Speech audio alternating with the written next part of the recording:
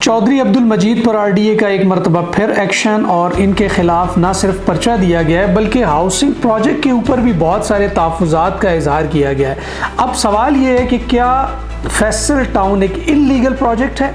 क्या फैसल टाउन के जो मालिक हैं इन्होंने लोगों के साथ फ्रॉड किया है और वो लाखों लोग जो फैसल टाउन ग्रुप के साथ अपनी इन्वेस्टमेंट कर चुके हैं और जो अभी Faisal town phase 2 newly launched है उसके अंदर अरबों रुपए की आवाम की जो इन्वेस्टमेंट आ रही है, क्या वो सब की सब डूब गई है?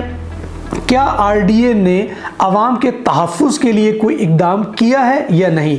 आरडीए कितनी सदाकत के साथ, कितनी ईमानदारी के साथ इस ऑपरेशन को कर रहा है और चौधरी अब्दुल मजीद साहब का जो ट्रैक रिकॉर्ड है वो हमें क्या बताता है? ज़रा कॉम्प्लिकेटेड चीज़ें हैं बट इस वीडियो में हम ज़रा तफसील से बात करेंगे ताकि क्लियर पिक्चर आपके सामने हो। ख़ास तौर पे वो लोग जिन्होंने फेज़ 2 के अंदर इन्वेस्टमेंट की है वो इस वीडियो को एंड तक ज़रूर देखें। बिस्मिल्लाहिर्रहमानिर्रहीम जी, मेरा नाम आतिफ रियाज शाहिद है और आप तमाम दोस्तों को एक मरतबा फिर अपने यूट्यूब चैनल पे खुशामदीद कहता हूँ। इस वक्त आप अगर यूट्यूब के अंदर रियल एस्टेट को देखें तो जो सबसे बड़ा ट्रेंडिंग टॉपिक है वो चौधरी अब्दुल मजीद साहब हैं और उसकी वजह आरडीए का जो सख्त ऑपरेशन है फैसल टाउन के मालिकान के ऊपर, जहां पर बताया जा रहा है कि 4 लोगों पे पर्चा दिया गया जो चौधरी अब्दुल मजीद उनमें शामिल हैं और उनके भाई को गिरफ्तार भी कर लिया गया। अब इस सारे सिनेरियो की रीज़न क्या है? देखिए, मैं बहुत ज़्यादा तफसीलात में नहीं जाऊँगा, कुछ चीदा पॉइंट्स आपके साथ जिक्र करूँगा। ख़ास तौर पे उन लोगों के से मैं मुखातिब हूँ जिन लोगों ने फैसल टाउन के अंदर इन्वेस्टमेंट की हुई है और ख़ास तौर पर्टिकुलरली फैसल टाउन फेज़ 2 के अंदर इन्वेस्टमेंट की है। वो तमाम लोग हमें कॉल्स करके कह रहे हैं कि फैसल टाउन तो डूब गया, तो अब हमें बताएं कि हमारी इन्वेस्टमेंट का क्या होगा। लिहाजा हम आपको बिल्कुल टू द पॉइंट बात बताएंगे, घुमा फिर आगे बात नहीं करेंगे। सबसे पहले बात कर लेते हैं रावलपिंडी डेवलपमेंट अथॉरिटी पे।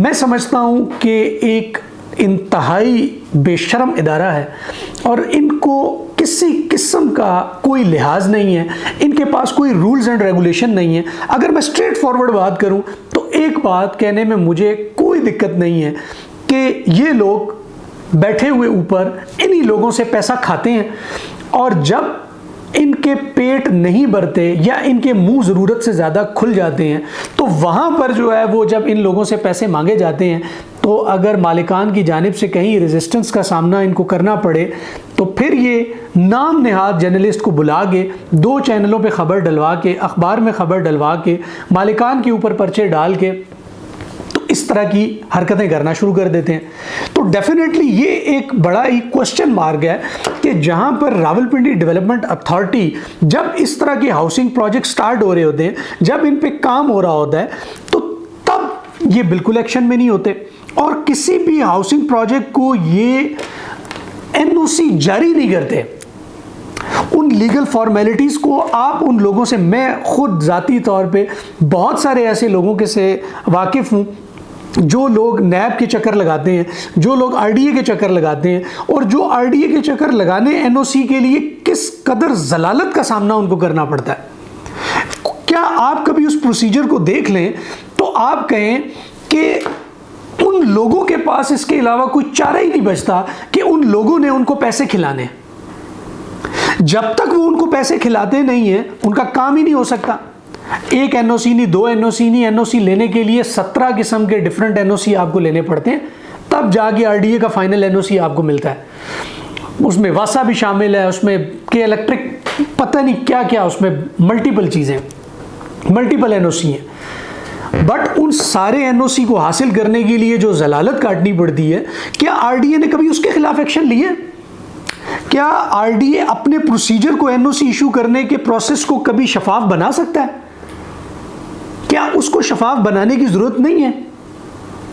सिर्फ और सिर्फ एक चीज देखी जा रही है कि पिछले कुछ टाइम के अंदर चौधरी अब्दुल मजीद साहब जो है वो एक रिकॉर्ड बिजनेस कर रहे हैं। इस वक्त रावलपिंडी इस्लामाबाद की अगर मैं बात करूं तो मेरा ज़ाती तौर पे ख्याल है कि सबसे ज़्यादा सेल होने वाला प्रोजेक्ट अगर रियल एस्टेट के अंदर कोई है तो वो फैसल टाउन है और उसकी बड़ी वजह यह है कि फैसल टाउन की डिलीवरी है।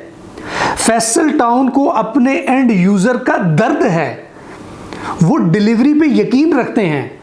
उन्होंने जो प्रोजेक्ट 2017 में लॉन्च किया है आज 2025 और 26 के अंदर वो मुकम्मल आबाद है, वहां पर लोग रह रहे हैं, वहां पर तमाम जरूरियात और सहूलियात मौजूद हैं।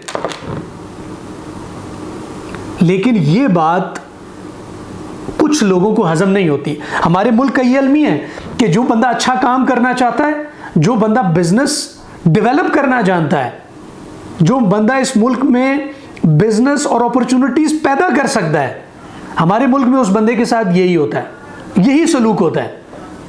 फिर हमारा मुल्क आगे कैसे जाए? हमारे मुल्क का ये अलमी है कि जो बंदा अच्छा काम करना शुरू करता है उसकी टांगें खींचनी शुरू कर दी जाती है। अब आप मुझे एक बात बताएं कि जहां पर अरबों की करप्शन की बात है, और मैं शर्म आनी चाहिए उन लोगों को जो चंद व्यूज के लिए जो है वो इस तरह का ड्रामा करते हैं और उस तर्ज के ऊपर कहानियां पेश करते हैं, हकाइक को मस्क करते हैं। क्या वो बता सकते हैं कि 2017 के अंदर जब फैसल हिल्स को लॉन्च किया गया तो उसकी प्राइस क्या थी?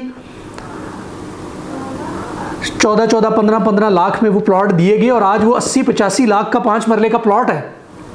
फैसल टाउन फेज 1 की बात करें, 12 लाख का किस्तों के ऊपर प्लॉट था, आज 1 करोड़ से ऊपर है।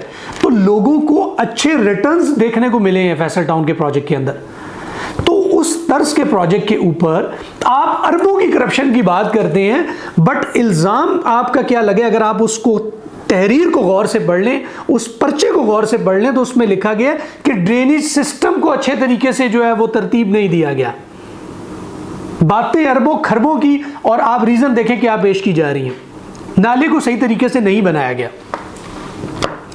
तो मैं गुजारिश करना चाहता हूं आरडीए से कि आप अपने सिस्टम को बेहतर करें, आप अपनी चीज़ों को बेहतर करें, और वो लोग जो अच्छा काम कर रहे हैं, वो हाउसिंग प्रोजेक्ट्स जिनकी ज़मीन क्लियर है, वो हाउसिंग प्रोजेक्ट्स जिन्होंने डिलीवरी दी है, जिसके प्रोजेक्ट के अंदर आवाम ने लाखों नहीं करोड़ों रुपए का मुनाफा कमाया है और लोगों को रोज़गार मिल रहा है, और एक उस प्रोजेक्ट की वजह से जहां पर हज़ारों लोगों का रोज़गार चल रहा है, आप इस तरह के प्रोजेक्ट्स को अप्रूव करें, उनके लिए आसानियाँ पैदा करें, उनको रिलीफ दें, ना कि इस तरह के काम करके लोगों के दिलों में डर पैदा करके जो 2-4 रह गए हैं लोग हमारे मुल्क के अंदर काम करने वाले, उनके साथ भी आप इस तरह का मामला करें। बैरिया टाउन की मिसाल आपके सामने जीती जागती है।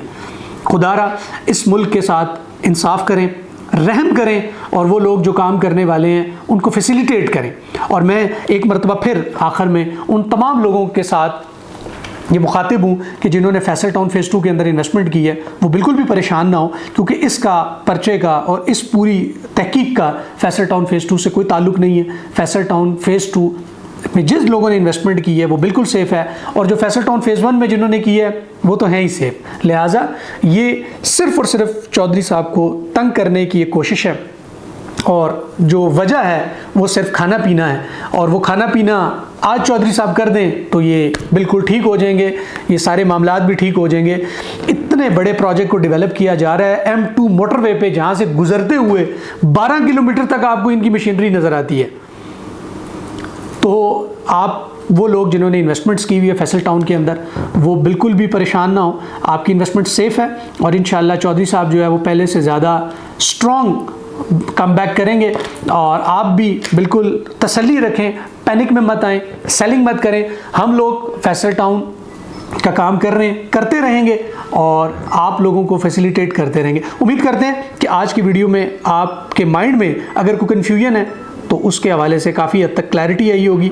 अगर मज़ीद आप फैसल टाउन के अंदर इन्वेस्टमेंट करना चाहते हैं, किसी भी हवाले से आपकी कोई क्यूरी है, तो आप इस वक्त जो हमारा टीम का नंबर है वो स्क्रीन पर आ रहा है, आप हमसे रब्ता कर सकते हैं। अपना बहुत सारा ख्याल रखिएगा। नेक्स्ट किसी वीडियो तक इजाज़त दें। अल्लाह हाफ़िज़।